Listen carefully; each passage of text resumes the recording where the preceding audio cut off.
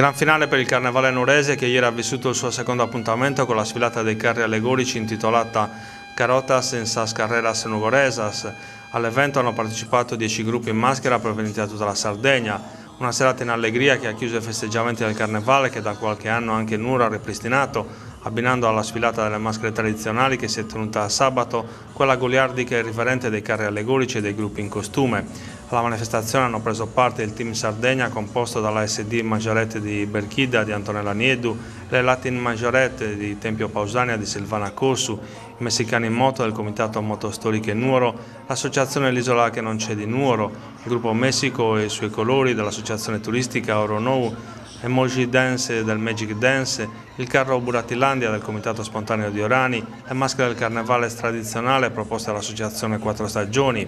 il carro de Sos Amish del Comitato Zuppede di Dorgali, la parodia di Baywatch proposta dal Comitato dei Bavaricini, cui è andato il primo premio, il carro de San Morte de Ciu Michele, noto Teliana, proposta dal Comitato I Parenti e gli Amici del Morto. Sono stati tanti i nuoresi visitatori che hanno assistito alla sfilata dei carri colorati e accompagnati da musica e balli. Un corteo che ha preso il via da Viale del Lavoro e ha attraversato Via La Marmora e il Corso Garibaldi per concludere il suo percorso in Piazza Vittorio Emanuele, dove c'è stata la festa finale a suon di musica e la premiazione dei carri e dei gruppi in maschera.